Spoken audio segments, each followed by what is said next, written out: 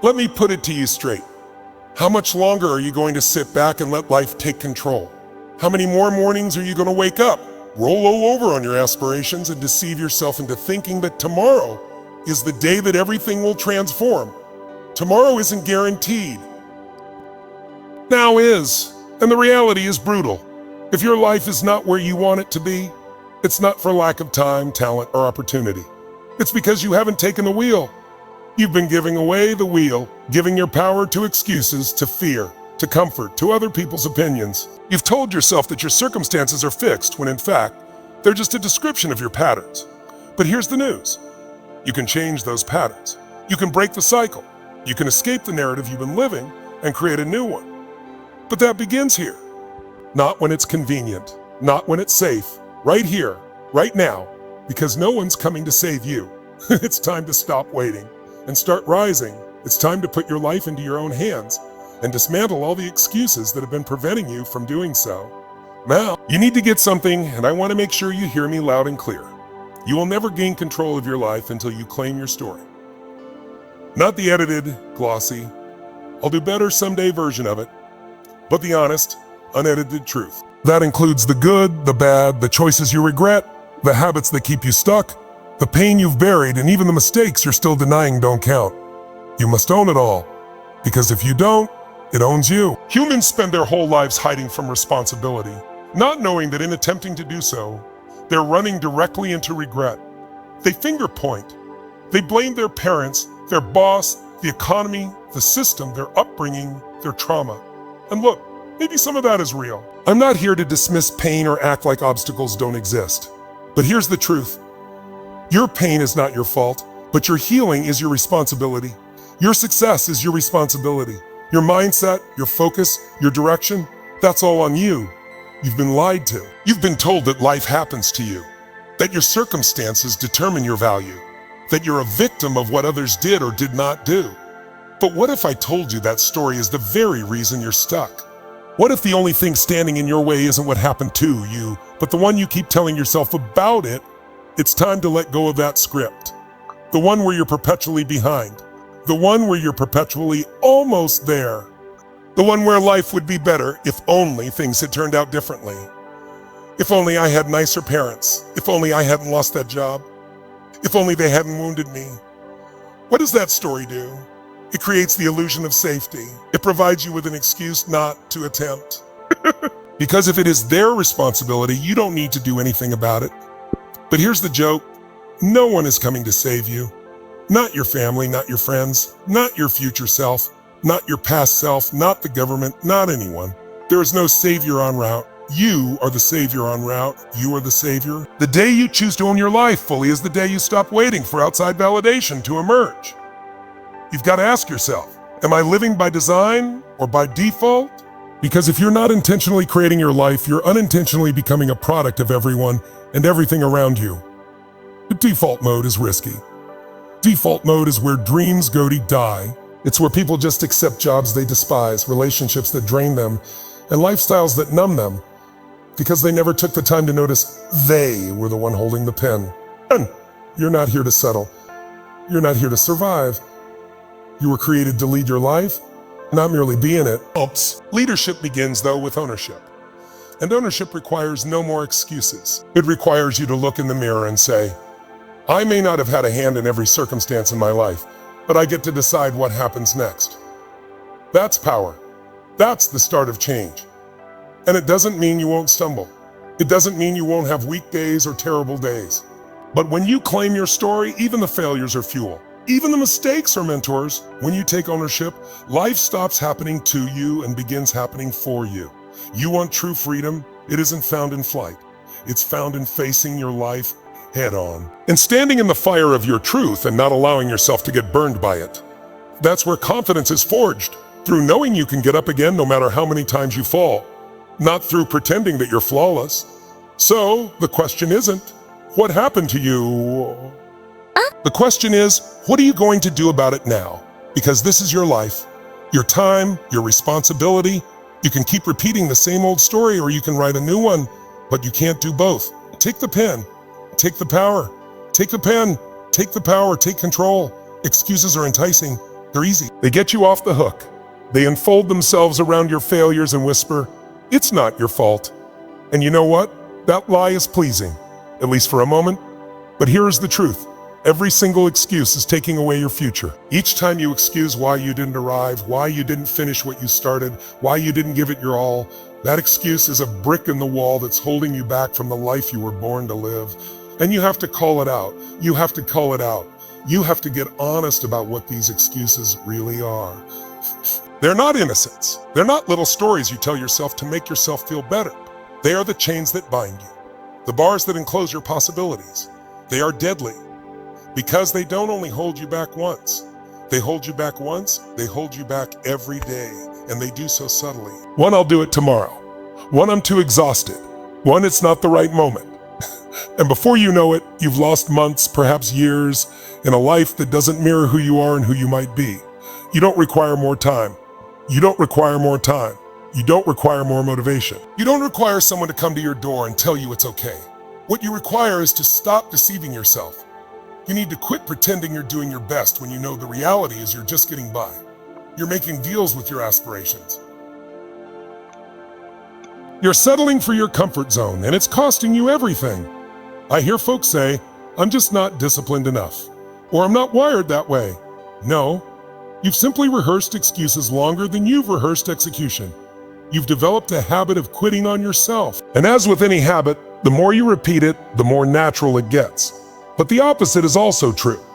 The more you face down the excuse, the more you kill before it grows bigger, the stronger you grow. Let me let you in on a little secret. It's not about being perfect.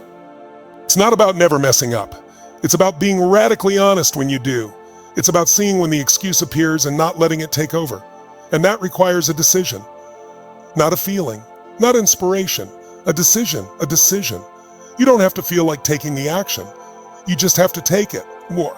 Action precedes and emotion follows. You act your way into courage, you act your way into confidence, you act your way into results. And, life is going to give you a million reasons to quit. It's going to give you pain, pressure, uncertainty, and all the excuses you can think of to pull back. But the ones who get up, they don't believe the story. They rewrite it.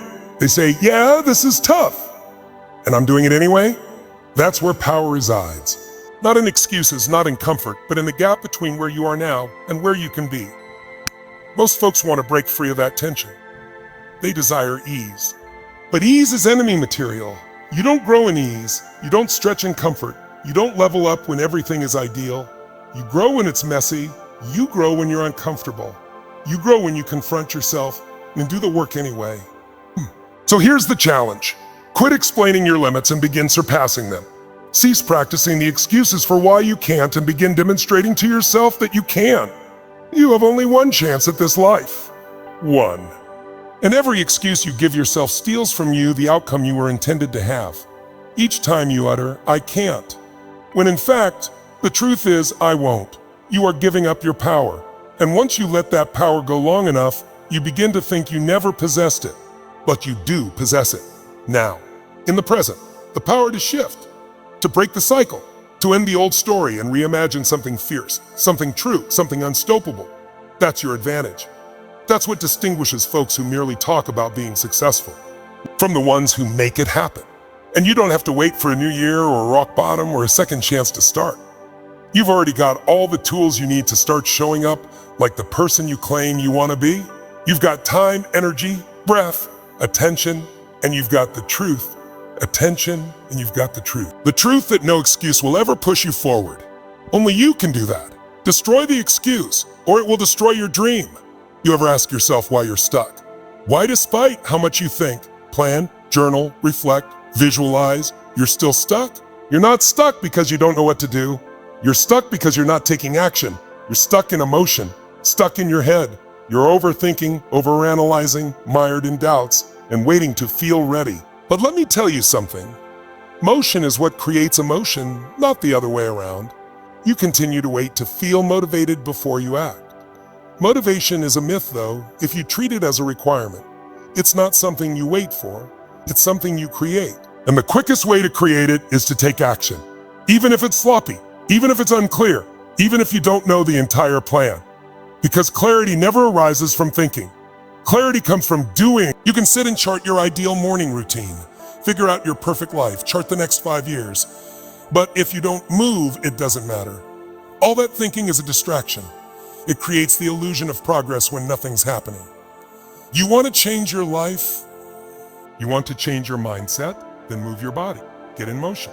Get up, walk, run, breathe, take a cold shower, send the email, make the call, get to the thing you've been putting off. Not next week, not when you feel like it. Now, you've got to get it. Your mind is behind your body. The quickest way to change your state is by moving your body. You can't think yourself out of a mess, but you can move yourself out of one. That's how you build momentum. That's how you get out of your head and back into your life. Most individuals are waiting for some magical interchange, such as one morning they will wake up with fire in their chest and all the answers they require. That is not how it happens. The fire does not happen first. The doing comes first, and then the fire appears. It's when you show yourself you will do it even when you don't want to. That's when you begin to trust yourself. That is when true confidence is created. Confidence isn't about being perfect.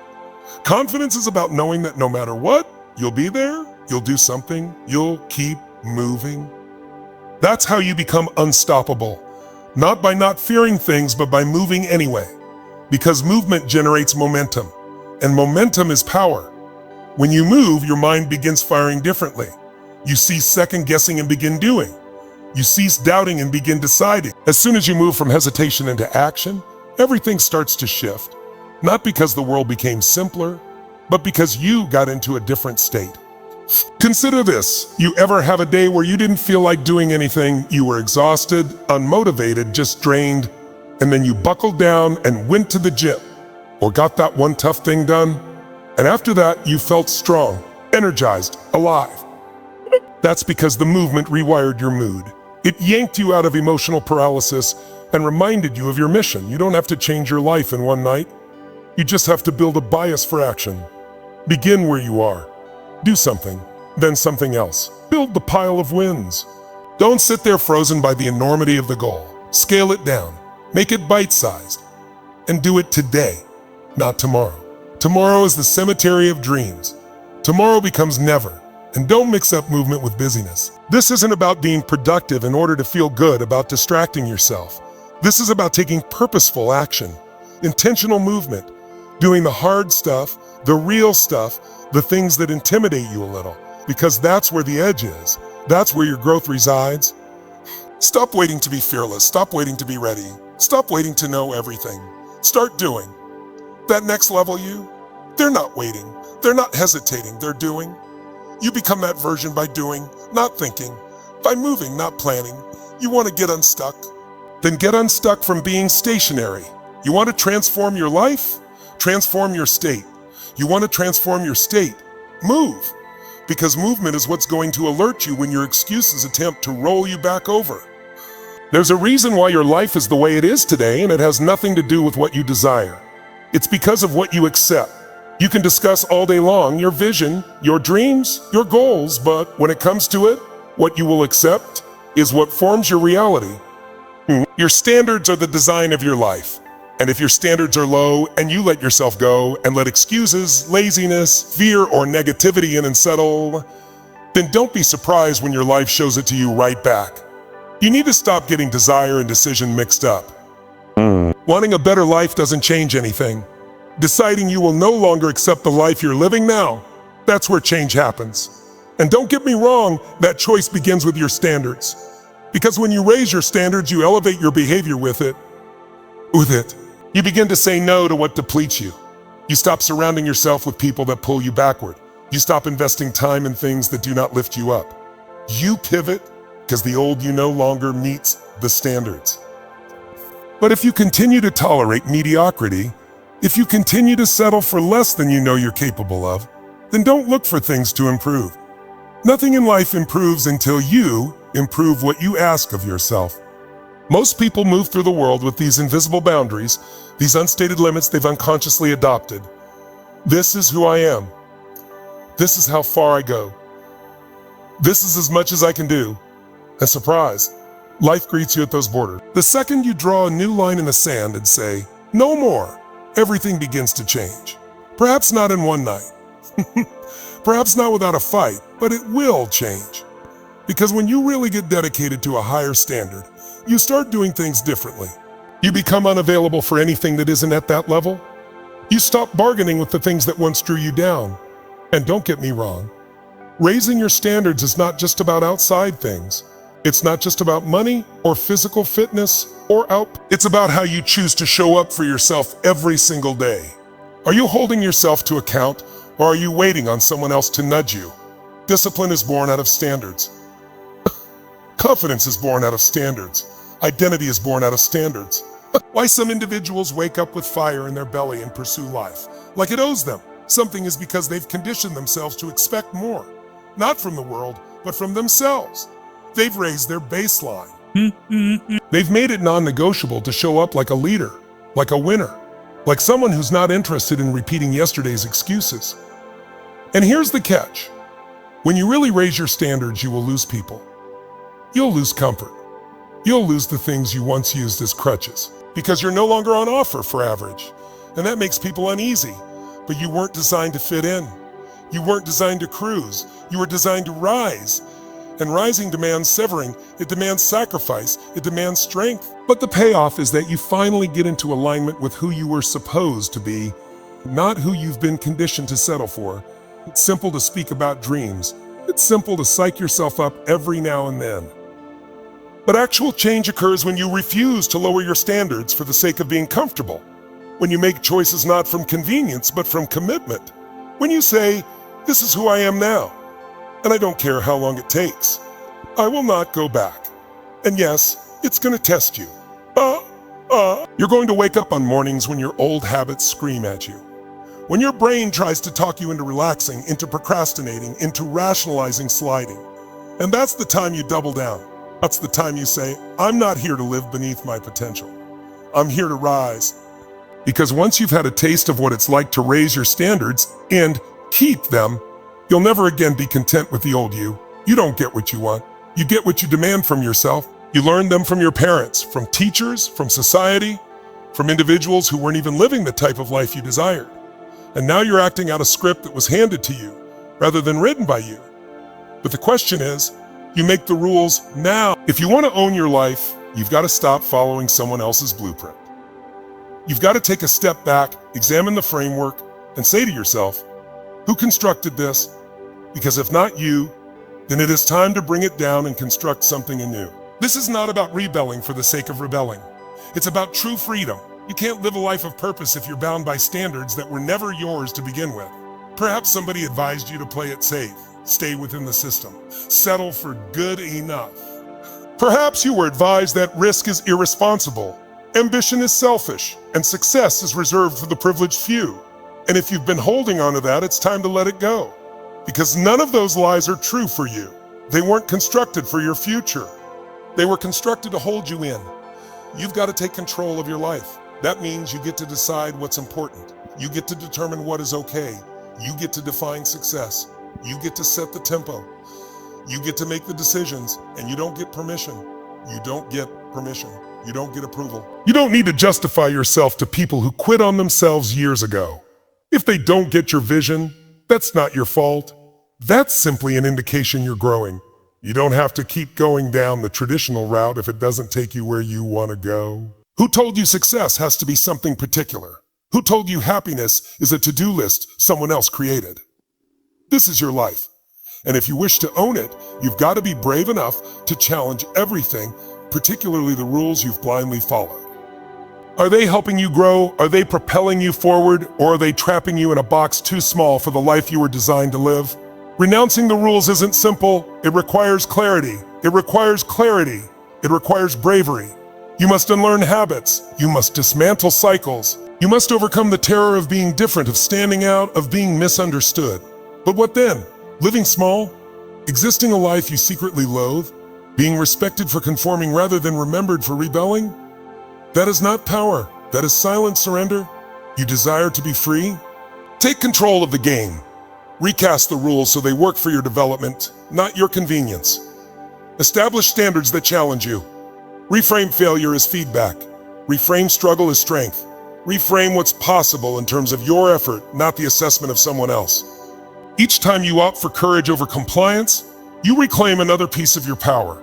And don't be shocked when others push back, when they challenge you, when they question you, The majority of people are so programmed to obey, they've forgotten what it looks like when someone deviates from the path and creates their own.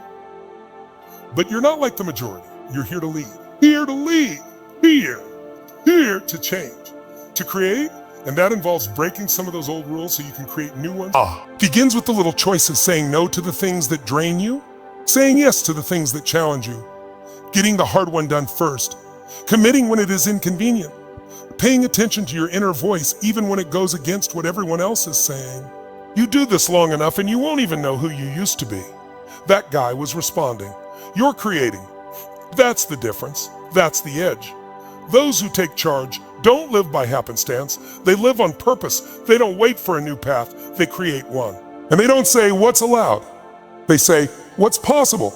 Because possibility is unleashed the moment you quit playing by rules that were never intended for you. You're the author now. Write the story that sets you free. Discipline isn't punishment. Discipline is the way.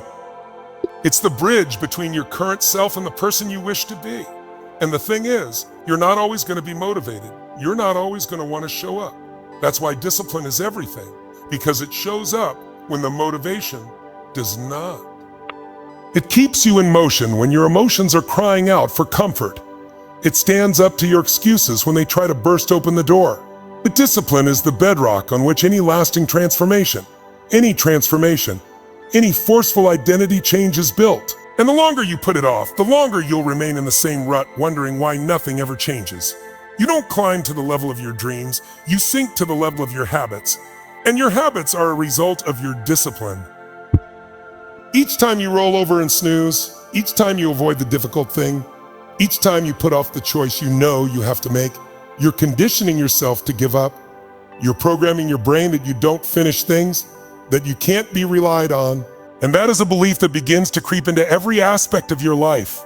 But when you do get disciplined, when you make up your mind that no matter what, you're going to get the work done, you begin creating something so much stronger than mere results. You create self-respect. And all of a sudden, everything is different. Because when you respect yourself, when you trust yourself, when you believe yourself, you don't need anyone's approval anymore. You don't chase shortcuts anymore. You don't promise yourself things and break them just to make life simpler right now. Discipline is freedom. It's not the opposite of joy. It's the key to it. Because when you're disciplined, you're not a slave to your feelings anymore. You don't let what you feel determine what you do. You don't let fear or tiredness or self-doubt make your decisions. You take action because you said you would. And that consistency creates power. That power creates identity. And that identity is what changes your whole life. You want to be confident?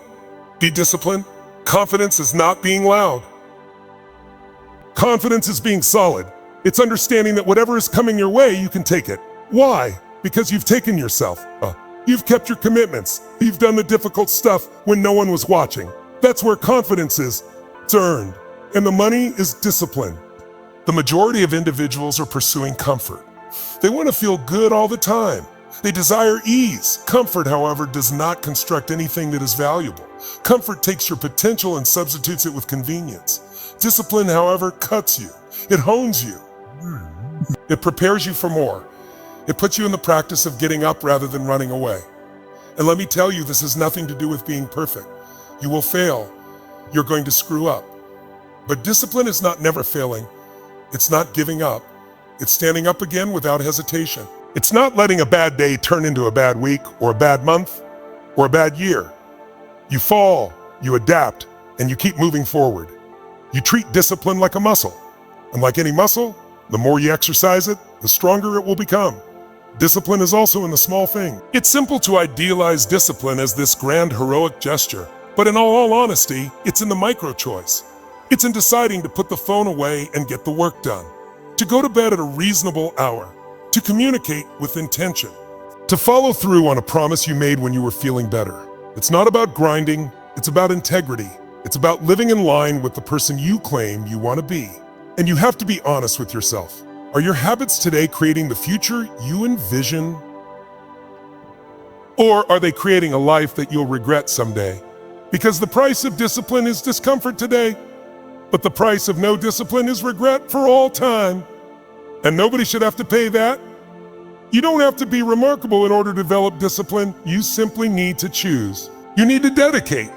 You need to make discipline your new default. Because once you do, once it becomes who you are rather than something you have to muscle, it'll be bizarre to think about how you ever survived any other way. Discipline is the ultimate act of self-love. It's you deciding what you want most versus what you want right now. This is your life. No one else gets to live it, define it, or lead it but you.